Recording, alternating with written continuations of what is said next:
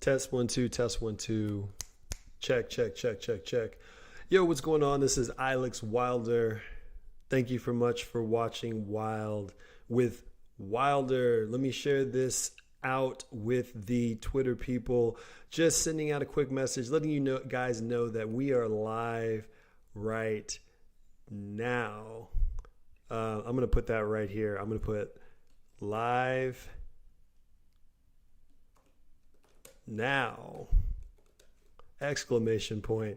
For a lot of reasons, I hope that you guys are still having fun with the whole Veve everything. I'm getting more involved. I'm having a whole lot more fun. And I wanted to make sure that we had a fantastic podcast today. When I leave here, I am going to the comic book shop. Before I come back, do some work, got to make some photography contracts, got to send some stuff out, and just generally got to keep pushing. Every single day is another opportunity to do better than you did the last day. I always tell my lady, no matter what I'm working on, I will do better next time.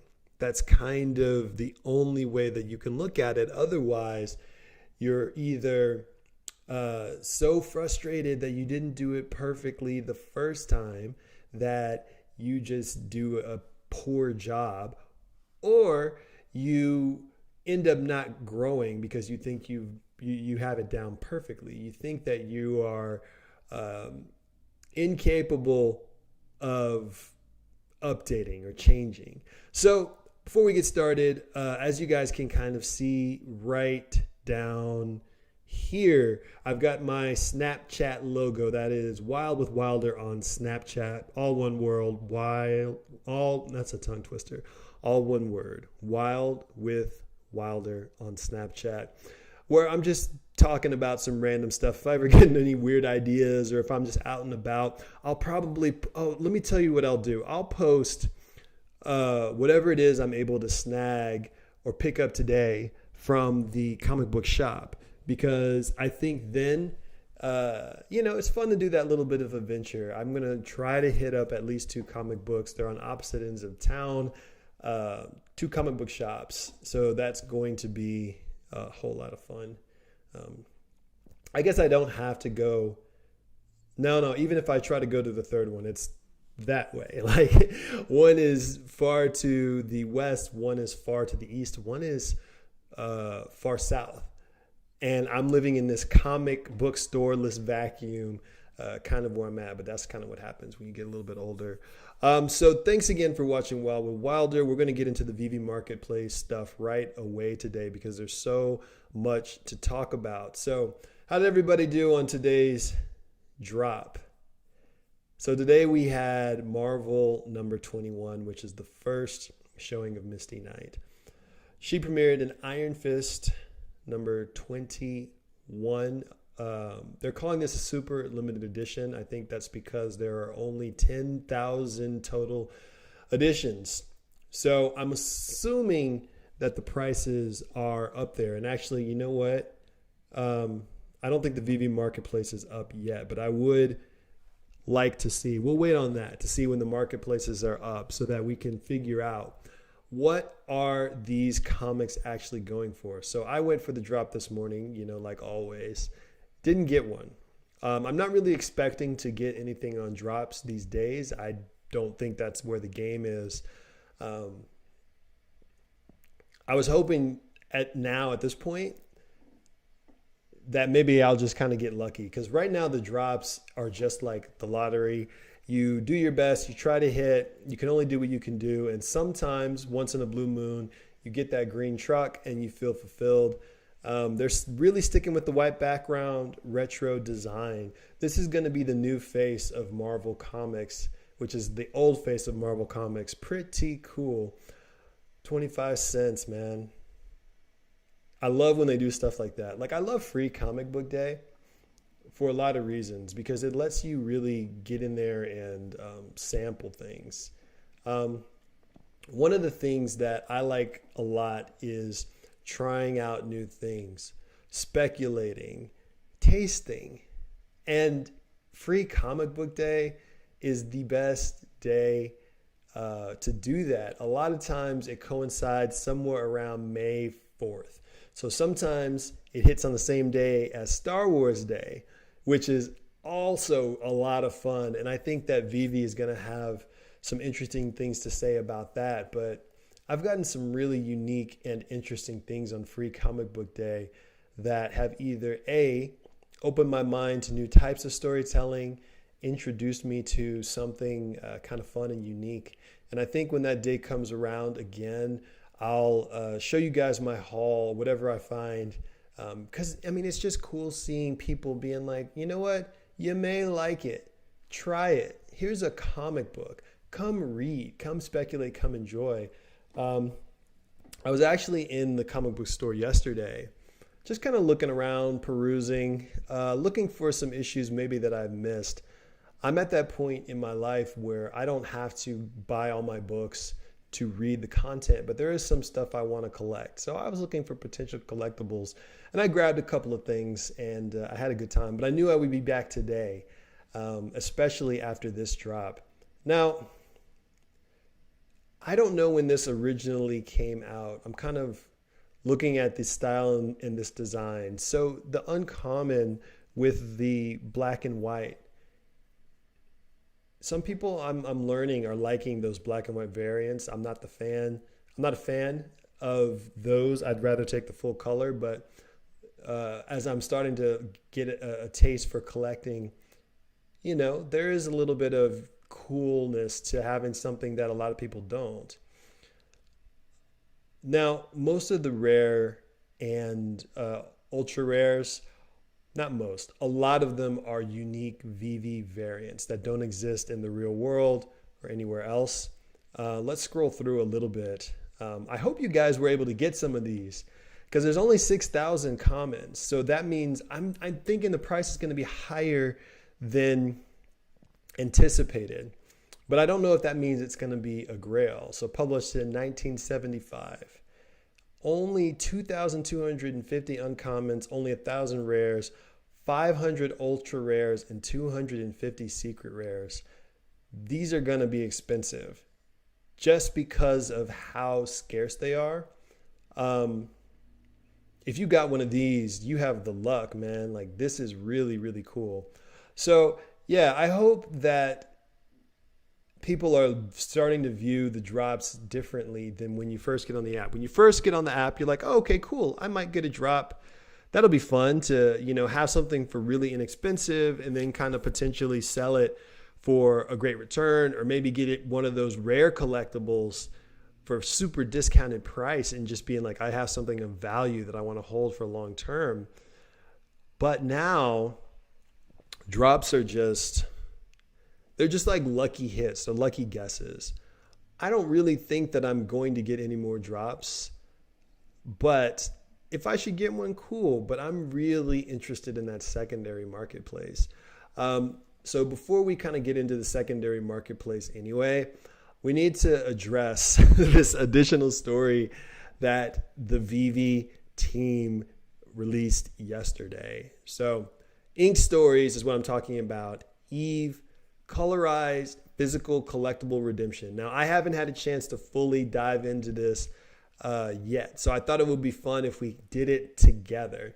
This is one of those incidences where people are starting to see this Veve style dividend benefit perk package for owning certain NFTs. So the way this one goes is Veve NFT holders, I'm reading now, that have the Veve version now have access to a special physical Ink Stories Eve release from Mighty Jack.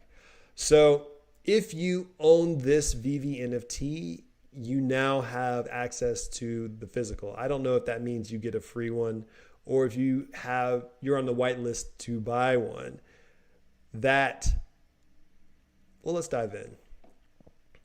So let's see. Collaborators fell in love with the release of Mighty Jacks and JPK, Ink Stories. Okay,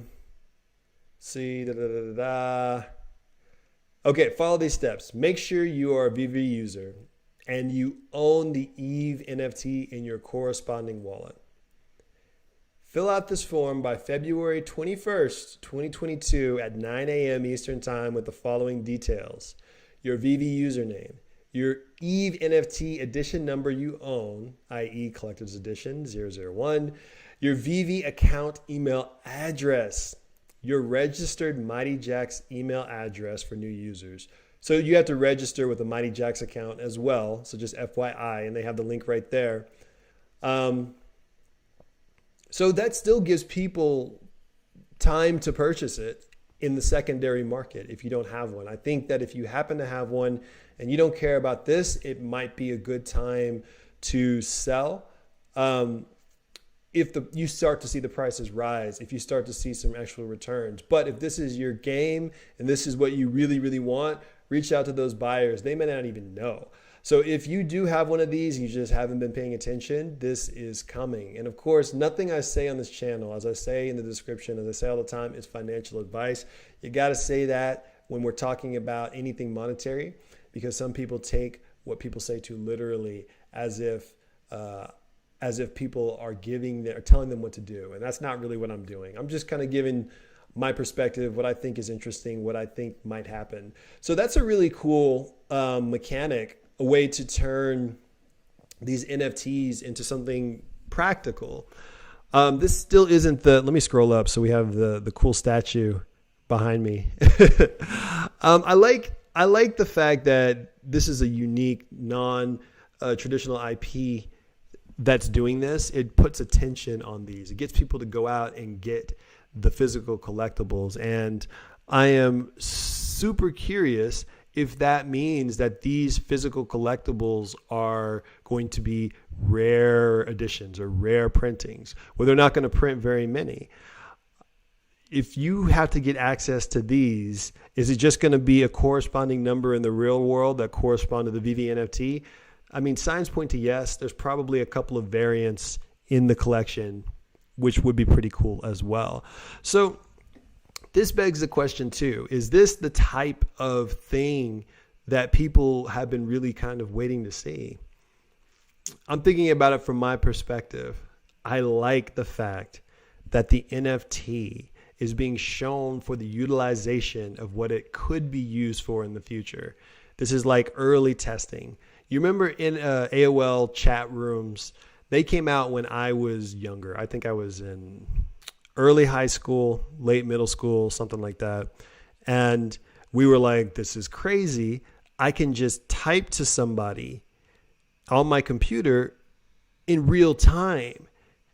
And that really isn't everything the internet can be used for, but it was so refreshing, the first thing. Now, that feature is going to be integrated into something else. And I think this particular feature of your NFT serves as almost like your contract of ownership of physical property things, where they can sell things to us in a different way that have all these other utilities. Like if you own this, then that means you get this that got released. And oh, hey guys, if you still own this, well, we're releasing this thing in the future. So you have recurring residuals almost. You have consistent perks and benefits just for being a part of the Ink Stories company or owning some of the shares, the NFTs, you know.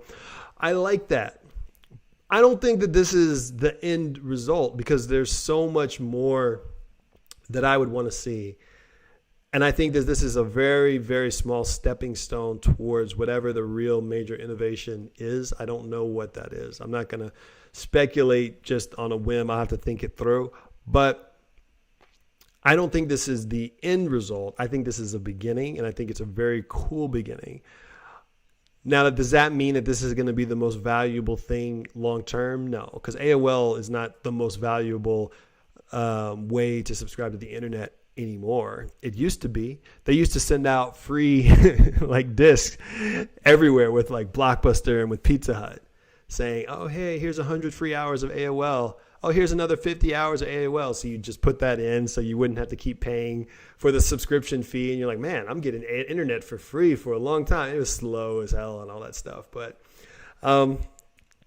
yeah, like I think this is a really interesting step in the right direction. I'm curious what you guys are thinking. Let me give a glance over to the main YouTube page as well. I want you guys to keep in mind that you can do me a favor by liking this video. That really helps, gets the engagement up. And I'm just starting with these lives like this. I want to do the Wild But Wilder show on a daily basis. So I got a lot to figure out. How do I want the show to feel? I already kind of have a sense of the visuals that I like, the tone that I like. But what about like the extra things? Do I want to do guests? Do I want to do, I don't know. It's a work in progress, as all fun things are. But I love the fact that I can just kind of talk about the stuff that I'm interested in, the stuff that's going on. So that's kind of the new news that came out of the Veve Collectible website. Let's talk about some pop culture stuff, because there's a frenzy of opinions on a ton of things that have been happening. And I really want to get into, like, how do I feel about the direction? Because I don't really know. The obvious one that I'm not going to talk about is the Doctor Strange trailer for Doctor Strange 2. I don't watch movie trailers for movies I'm really excited about. I think that trailers tell too much of the story. They show pieces which oftentimes would work better as a surprise. And I know that that's not how marketing truly works. But in storytelling, the unexpected reveal is so much more satisfying than the expected reveal when done the right way. It's just, how do you balance that with getting people in the seats? And I'm on team storytelling all day, every day. So I'm not going to watch the trailer for that. I didn't watch the trailer for Spider-Man Homecoming. Homecoming? No Way Home. Spider-Man No Way Home. And I had a really good time in that movie. And I love the little Easter eggs where they utilize things from other comics. And they utilize stuff from Ultimate Spider-Man, guys. I'm telling you, the Ultimates are where they got a lot of the movie references, a lot of the fun story beats. Don't discount Ultimate, the Ultimate Marvel line. There was some really cool stuff there. But that's not what I want to talk about. I want to talk about Lord of the Rings, the Amazon trailer. Let's get it popping. I'm going to not let the audio play because I don't know what that's going to do for the channel. I'll sort of let it ride a little bit in the backdrop. But okay, so right off the bat, everyone's going nuts because this doesn't feel like the Peter Jackson Lord of the Rings. Obviously, why would it? They're trying to do their own thing on Amazon. But it kind of begs to differ. Or I guess it begs the question, what is going to satisfy us as viewers? We have become very attached to the Lord of the Rings style from Peter Jackson for a lot of reasons. I'm a massive Lord of the Rings fan, and seeing the show in this particular type of style on Amazon, 100% just, it feels different. It feels, I don't know. Let me run that back a little bit. So like, look at the style. It's very clean. This takes place before the events of the movies that we like so much. So this is when the story of the rings that we're giving to the different characters. So if you go to the beginning of the Fellowship of the Rings, the opening credits sequence, it talks about how a certain amount of rings were given to the elves, a certain amount of rings were given to the dwarves, and 9 rings were given to the humans, and then there was 1 ring to rule them all that was created for Sauron to combat them. Now, because of how Peter Jackson's style is, it was very ethereal. It was very mythical. It was very much like this classic cinema style grand landscape, and the elements of the fantastical were so ingrained. They were so rich because he used as much practical effects as he could. Now here you can see that there is some practicality being used, but our special effects are so much better that we're getting this type of gorgeous clarity that we just couldn't get from that show or from that movie. Now, I don't want anybody to get it twisted. I'm not just trying to defend, but I don't like when people automatically dismiss something, but their reasoning is just not really based on anything rational. It's not what I know, and I don't like it. That doesn't hold weight for me. But that's not to say they don't have a point, because this doesn't feel like the original Peter Jackson version. In the original Peter Jackson version, you have just this super like quaintness to it. The locations, right? The locations, they still feel like they're places that can be visited. But when I look at this screenshot here, this is an angle we don't normally get to see. And this type of situation where she's dangling from a precipice and she's hanging from a single dagger, stabbing in an ice mountain. In the Peter Jackson world, even an elf couldn't do this. They would still fall. I know you're going to say, what about the scene where Gandalf was hanging on the ledge? But they still kind of fought over that a little bit. They tried to keep it as real and grounded as possible.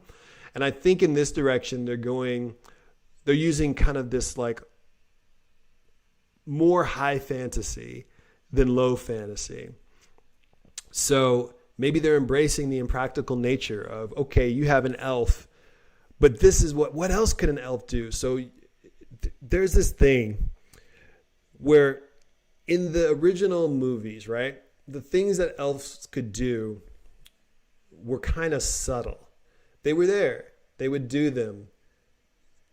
And if you kind of paid attention, you could be like, oh, okay, I see that. Like just the whole notion of, when they are climbing the snowy peaks and Saruman is standing on his tower and he's casting this spell with like this evil wind, sending a blizzard down them. Everyone, they're crawling in the snow, they're shivering and shaking, except for Legolas, who is having to remain poised because in the books, it says elves don't feel the cold. So Jackson threw that in.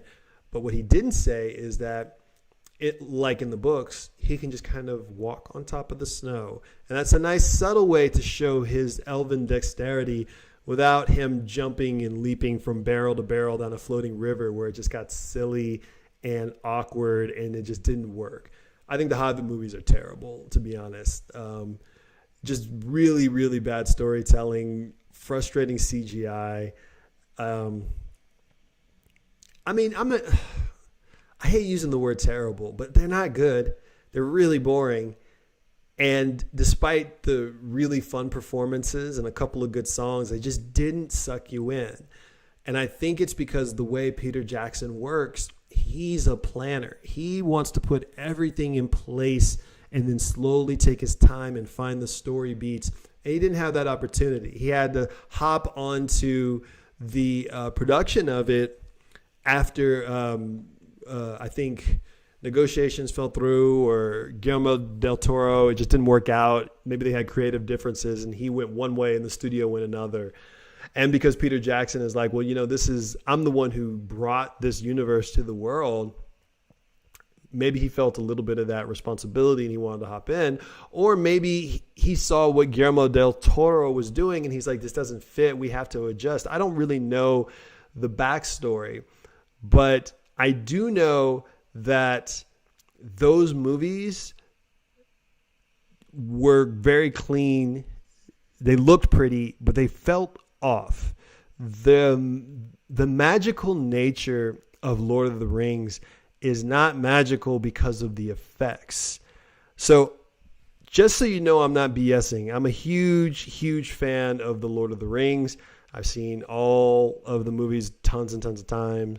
The extended editions, I have all three of them. I got them the years that they kind of came out for Christmas, one each year, and I've just kind of held on to my copies ever since. And what I really enjoyed about how Peter Jackson approached the movies is that he has a very understated take on the mystical, a very understated take on the magical, where he doesn't put magic into scenarios where it's like the wizard is like, and then I'm going to cast my magic fireball and shoot a fireball to where it's like, I'm going to do the magic now. He's like, it's more like the people like Gandalf are just going to do a thing and imbue magic into that action. Like him and Bilbo are sitting on a hill and they're smoking the Hobbiton like pipe weed. And Bilbo does smoke rings, right? And Gandalf makes like smoke. He makes like a ship, like a sailboat out of smoke that he kind of does his like cheeks a certain way and it like draws it. And it's very cool. And the sailboat flies through the ring. Now that from a viewer standpoint is magic. And we get the sense, okay, yeah, he's magical without him having to say, I am the grand wizard of magic. Look at my spell books. Look at my tomes. It's more understated. When Gandalf imposes himself upon Bilbo because Bilbo is trying to like keep the ring for himself, he kind of like changes the setting. He kind of quiets the candles, turns them dim, towers over him, drops his voice down an octave. And that right there, you're like, okay, this is magical. He doesn't have to make it obvious. And I think he did that with lore. He did that with Aragon, where you just kind of get hints that he's like really, really, really old. He's like 80 something or something like that. But he's like has long life. And it's just very small breadcrumbs. And in Lord of the Rings, the magic is more religious. It's about almost like belief in the world, like spirituality and connecting with the earth and the plants and the trees, being aligned with nature as opposed to the evilness of industry. So it has a very distinct point of view, a very specific message. And the message from The Hobbit is not that. It's a much younger story. It's about adventure. And I think that because of how successful The Lord of the Rings was, they were trying to recreate that success with the Hobbit franchise, and the tone did not match the material, and it just didn't work. Even the parts that people really liked, like the scene with him and Gollum or the scene with Smaug, I think are just boring. I wasn't feeling them. But in the books, they were some of my favorite scenes. But they add this little bit of like action part to it, which just doesn't make any sense to me. Camera spinning around. It's very dizzying. And I just think I don't think that's the right way to adapt those scenes because they're so cerebral. But I get it. You have to do it in a different way on film, but let's kind of keep moving on. I don't know if this is going to be good. I don't know if it's going to be within the controversial realm of like the Wheel of Time and how they made a lot of changes to that book. But I'll tell you what, the Wheel of Time series really made me want to go and read The Eye of the World.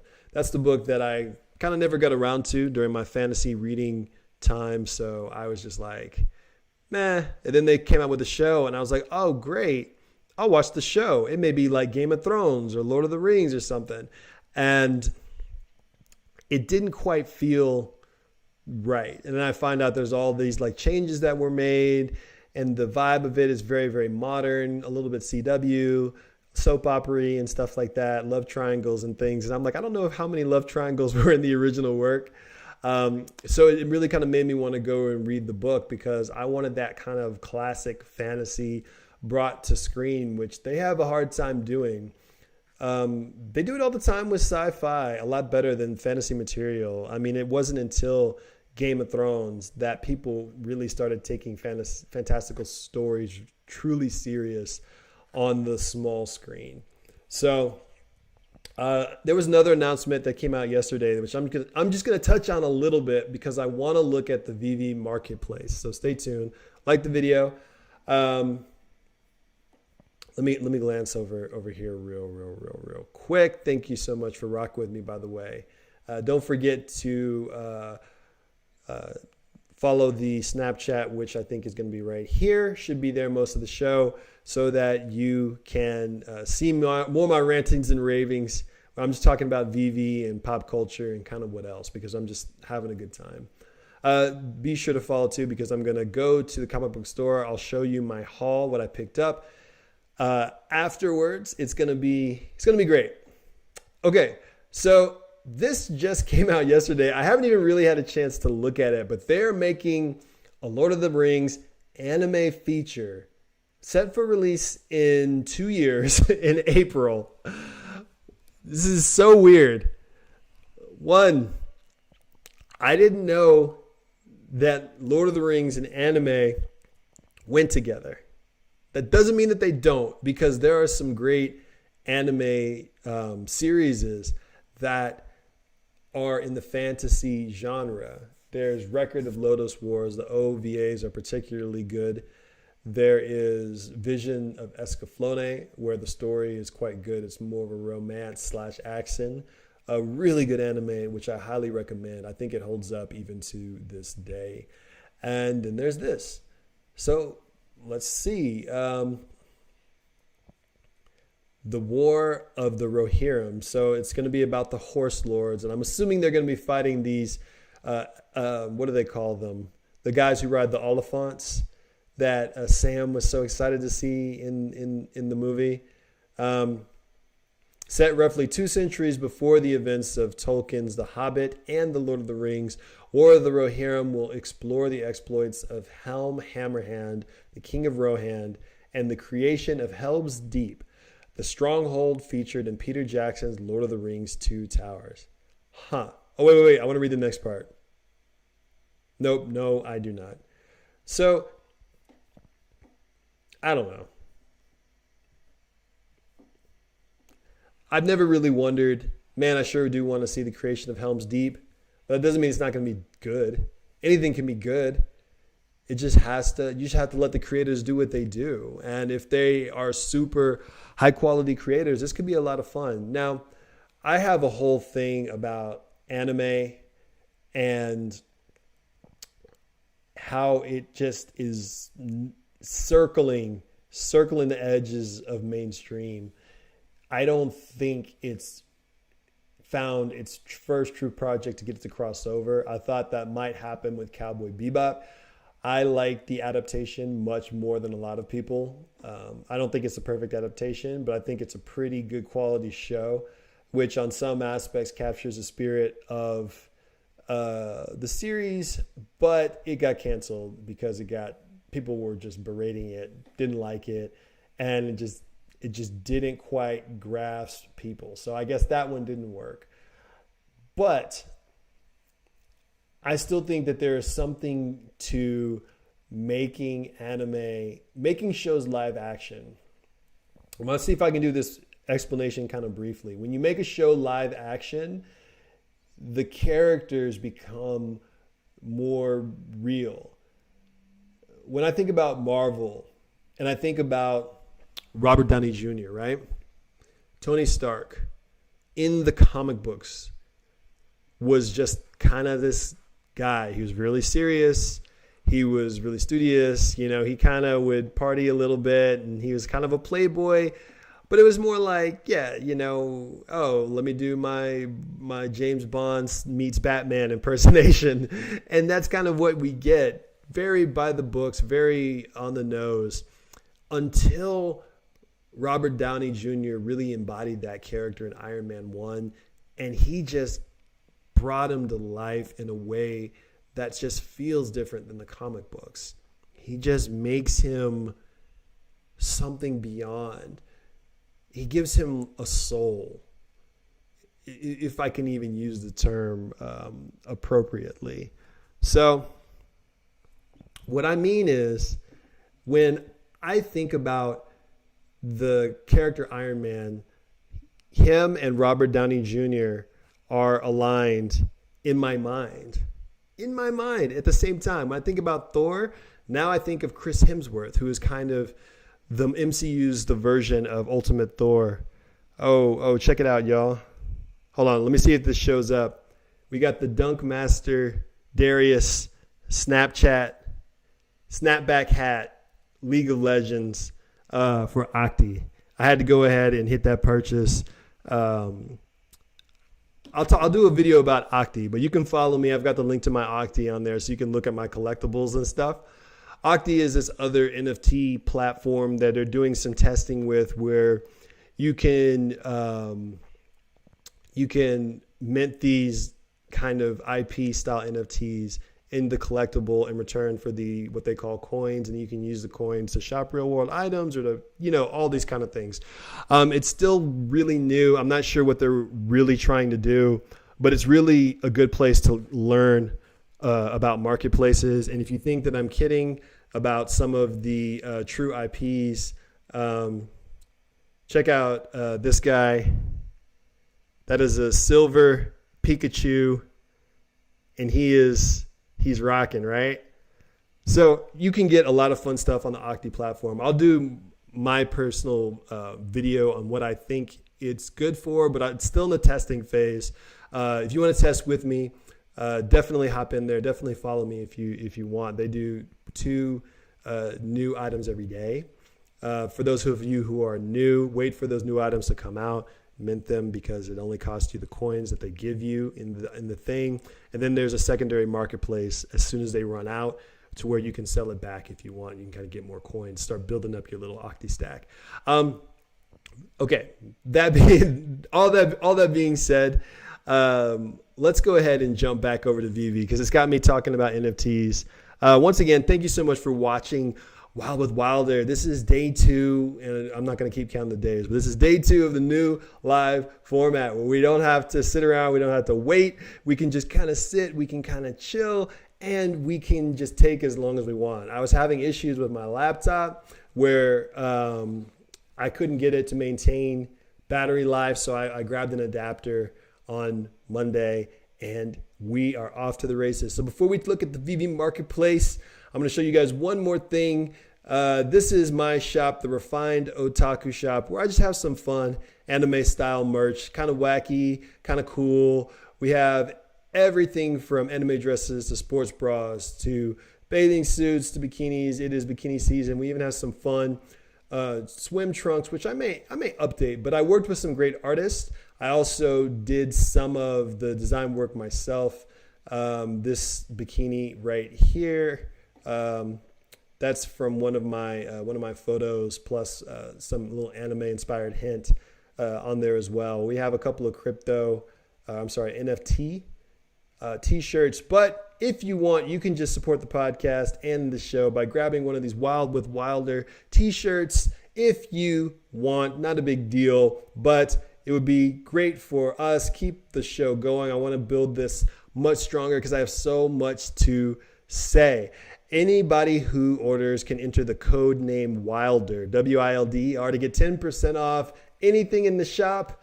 And if you just happen to know a wonderful woman who loves anime, needs a new swimsuit coming up, all bathing suits are 10% off right now. So let's jump into the Veve Marketplace. I'm going to try to hit a refresh. If it kicks me out, I'll jump back in because I really, really, really want to look at comic books today. Okay, it kicked me out, so I'm just going to go to the market. Oh, wait. I gotta sign back in. Okay, hold on 1 second, y'all. I'm going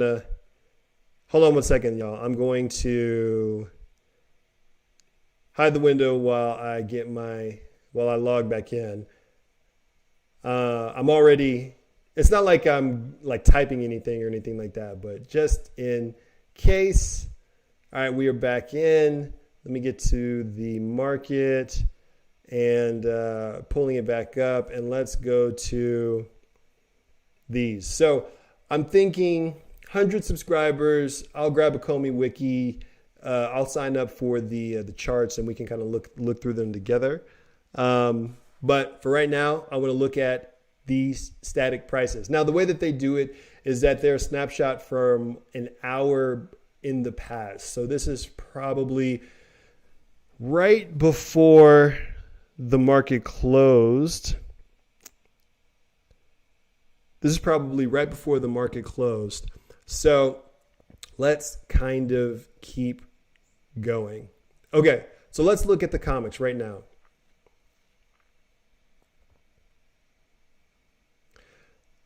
So right off the bat, we have Fantastic Four #1, still dipping low at 138. I don't know if that is a more settling into a below 200 price, or if that's actually going to bounce back to the 250 that I saw it pushing towards at the tail end of the pump when the pump was starting to go down. Marvel Comics #1 is at 459 floor. Now this is one that everybody is like, oh, excuse me. That's the uncommon, right? Only 6,000 editions. I'm thinking that the common is more than that. But if it comes up, we'll give it a glance. So this Marvel's #1, that's not like Marvel Comics #1 at all. This is a totally separate specialty limited series thing Alex Ross painted, and it turned into something else. Now, I think that this is a very cool book, but it doesn't really have any of that significance. But if you need the secret rare points, maybe if you have the extra liquidity, you can get this for $669.99, but I wouldn't do it as far as a flip, because I think there are other comics that people are going to want more than that one. I'm still curious about this all new Captain America #1. So these are the Falcon comics. It's a rare, so you get the rare points, and it's only about 80. Now, these variants actually have variant covers, so I don't have the artistic argument of reason not to get it. I love when they do true variant comic book covers. On the rare, you have kind of like the chibi version of Sam Wilson, and in the uncommon, you have just a really good him standing with a good backdrop, and I think that might be a good buy, a good get to have. I don't know how popular Falcon is going to be.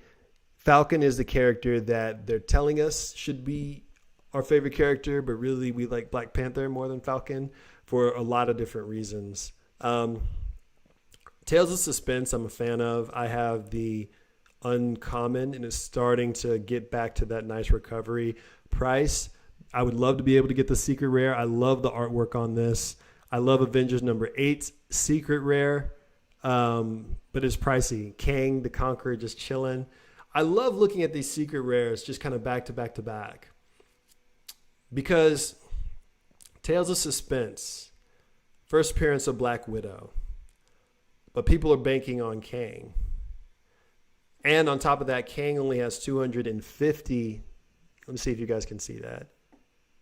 Kang only has 250 editions, and Tales of Suspense have 600. So you guys can do the math. Like, something about this secret rare, this comic, the appearance of Kang, is causing the price to be like 12 times this price. It's kind of wild. The edition size is only down. The edition size is, what is that? 55% less, something like that. But still the price is huge. So you never know, like trying to factor in what's going to cause something to rise in price and not. That edition size, I think, is kind of huge. Scarcity is huge to a point. But versus, look at Fantastic Four #1 secret rare. That's a real life book in real life that people really love. And apparently it's pretty rare. So even though there's 600 editions, it still has a price that's above Avengers #8 with Kang. Very interesting. So Uncanny X-Men #4, rare. This is one I wanted to get. I don't have it yet.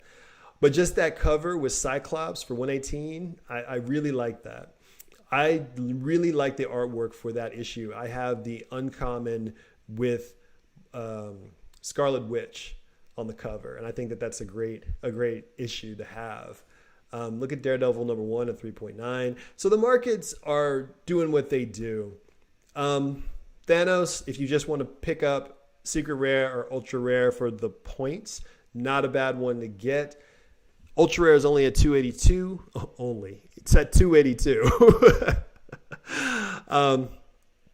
But you may be better off getting an Ultimate Fallout common.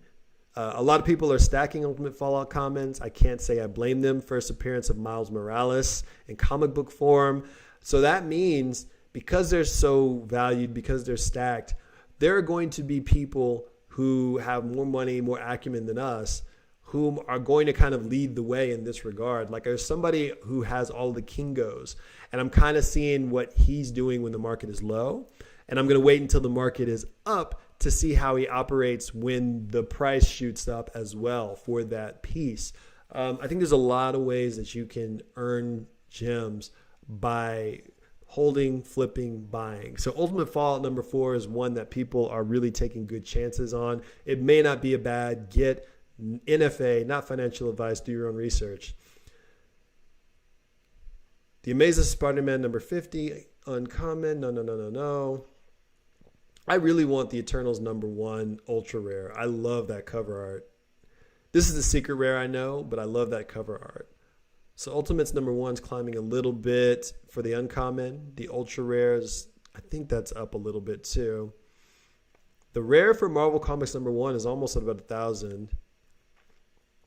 So there he is again, Sam Wilson. All new Captain America number 1. It's $21.99. I don't know enough yet. I don't know. This whole thing where common comics are starting at about $15 to $22 is really wild to me.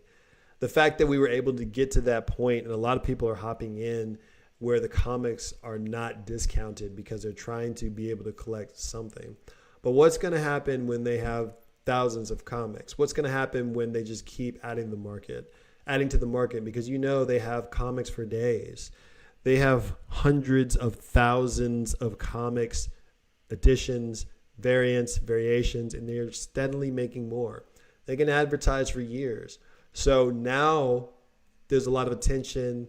The fire is blazing.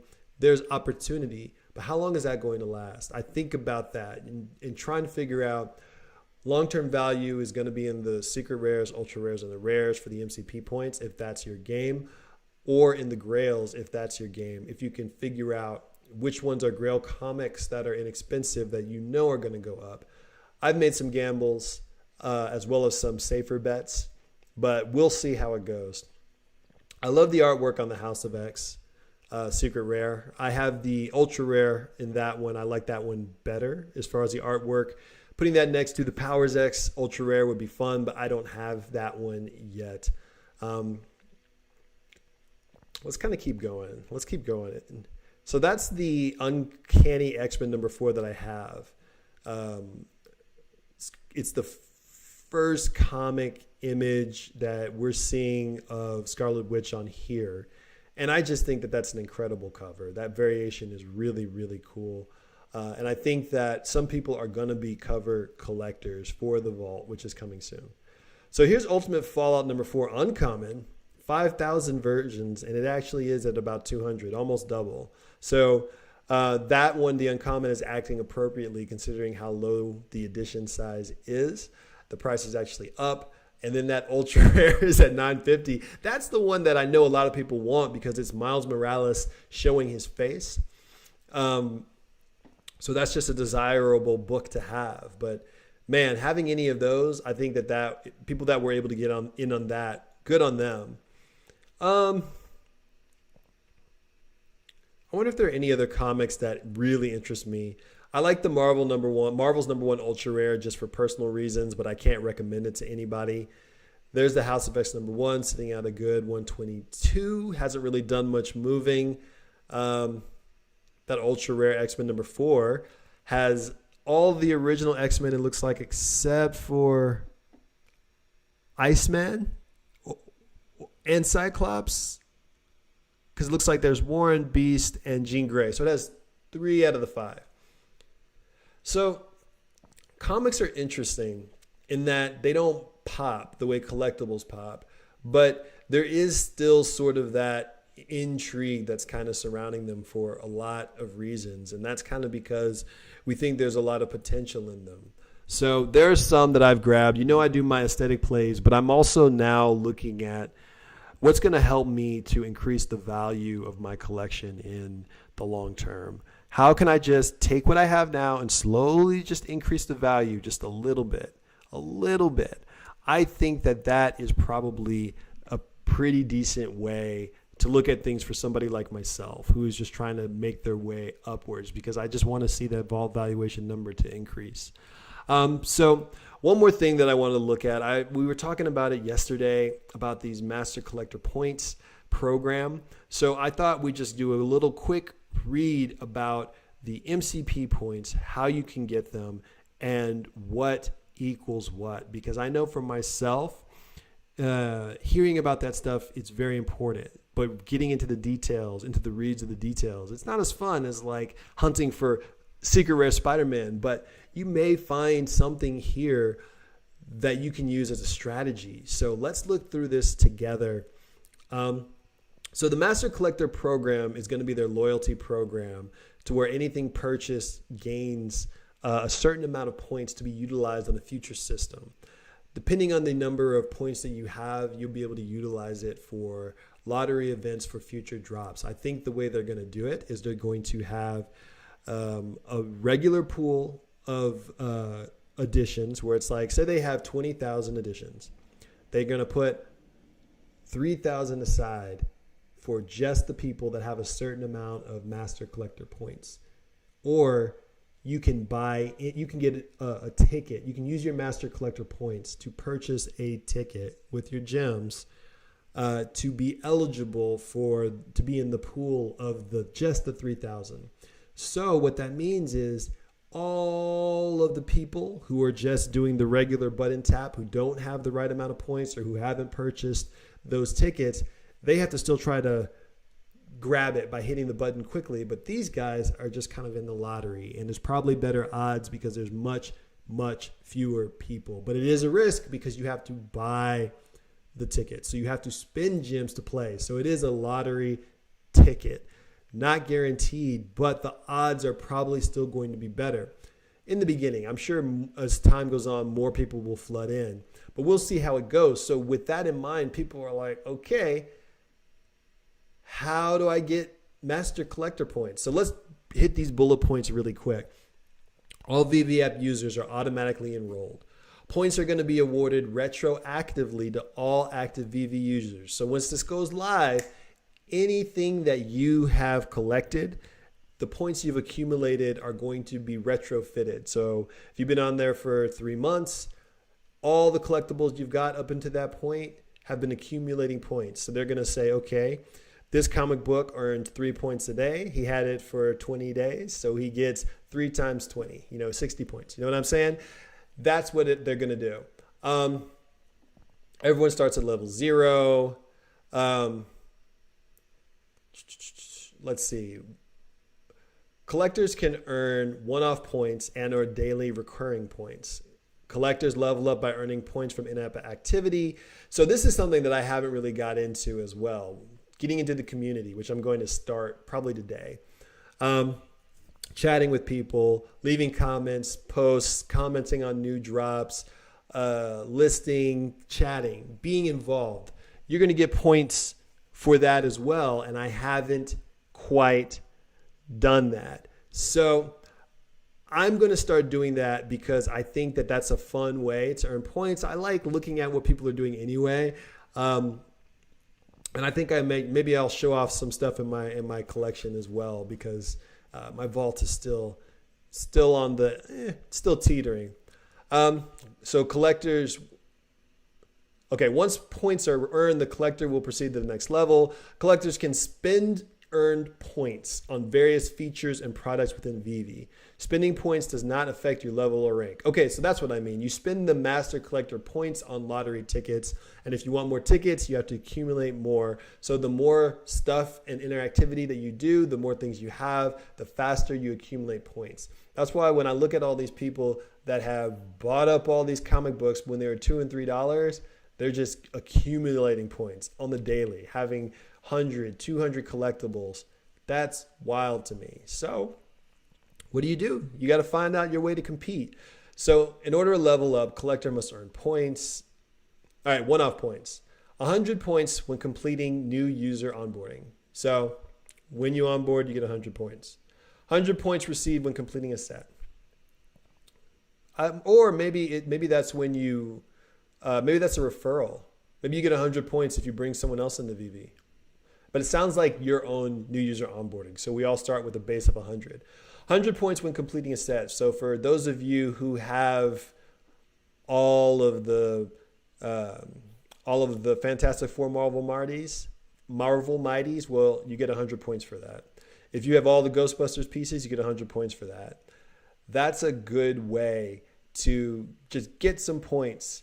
And I don't know if you have to have the items in your account or if you just have to have purchased them one time and then the points don't go away. I don't know how it works. Something is telling me you're going to have held them or still hold them to take the points or something.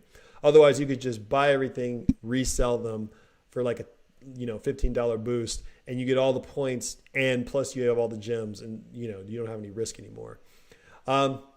25 points when purchasing collectibles in the store. 15 points when purchasing collectibles in the marketplace. This one's a little bit controversial. No one can purchase anything in the store anymore because you have to get lucky to get that. I've won 2 drops. They've been comic books for Kraven the Hunter series. I got 2 out of the 6. That's it. Everything else has been within the secondary marketplace. So interesting. And variable amount when earning an achievement badge depending on an achievement type. All right, so now let's look at the recurring points because some of the one-off points are going to be tougher to get. But you can get and accumulate points based on just having things. Think dividends, think holding a stock, think getting those returns on a consistent. It's just very, very rapid. So you get 1 point is given for each collectible owned. That's awesome. If duplicate collectibles, then the second gets a diminishing amount of points. The second one gets 0.75, the third gets 0.35, and fourth or more only gets 0.1. So for the stacks that you have, once you get past 3, everything after that is 0.1 points. So it's really interesting way. If something is inexpensive, maybe you could just grab 2 of them so you get at least 1.75, or you get 3, so now you get 2 point something. And now if you have something like that, you have a recurring amount, and you have to like kind of dollar cost averages, or you have to kind of like just do the math yourself, not DCA, where say a common is worth 1 point. And well, let me get back to that as well. Let's look at the rarities before I talk on that. You get bonuses based on the rarity. So rares get a 0.25, ultra rares get 0.5 points, and secret rares get 5 points. So the cheap secret rares, if there are any, are going to be good for accumulating points. It's just hard to grab them now at this point. Low edition bonus, 0.5 points earned for the lowest 5% lowest mints available to the public. You guys can do the math. So if you want those points, try to get the top 5% of the lowest mint edition if you're point chasing. And then collectible set points where you accumulate recurring points. So if a set only has 1 collectible, you only get 1 additional point per day. If it's 5 or more, you get 5. That means you want to aim for collectibles to get the max. You want to aim for ones that only have 5. So you're not overreaching and just purchasing more that you don't need to unless you just want that collectible. Or you can just go for the 1 of 1. So you get 2. Like if you have Superman, You get the point for holding the collectible. You get the rarity bonus. Plus, you get the fact that it's a one-of-one set, so you get another point. So that's just some strategy that you can start to piece out and figure out of how to accrue, how to maintain, how to really, really grow in the marketplace. So one more thing, duplicate set points. If you own one or more of the same set, the additional sets are subject to a reduced amount of points versus unique sets. That is interesting. So you only get 30% if you have the second set. That's a much bigger dip than I was thinking. I was thinking it was going to be like 50, then 30, then 10, but it's 30, 20, 10. How wild is that? So if you have 4 Supermen, you're not getting a full second point. You're getting 1.3, 1.2, 1.1. It actually uses Superman as the example. That's hilarious. That's hilarious. I love that. See, it was written. It was in the stars. So daily points for comics, you get 0.25 points for a common, 0.5 for an uncommon. And then the rare jumps up to 2 points. Ultra rare is 3, secret rare is 6. This is where people are cleaning up because the price discrepancy between an ultra rare and a rare can sometimes be drastic in a good way, where the rares are very inexpensive. And the price difference sometimes between an uncommon and a rare can sometimes be not that much. So you can get the rare and now you get 2 points for your comic because you spend an extra $40, 2 points a day, versus the ultra rare, which might be 5 or 6 times the uncommon or the common, just to get that one extra point. So there's a lot of people that are just going and grabbing rare comic books because there's a lot of rare comics that are under 100. So they're grabbing what they can get to accumulate those points. And duplicate comics are, of course, subject to a price or a point reduction, 50% off, only 50% for second. See, I thought it was going to be 50% for collectibles too, but I guess that's not the case. Comics are cheaper, so this is kind of the way to go. And again, you get 0.5, 50% points earned for 5% lowest mint comics available to the public. So do the math. 1 point is received for all in-app activity actions. You can get 25 points per day. Daily logins, sharing, commenting, liking, market listings, etc.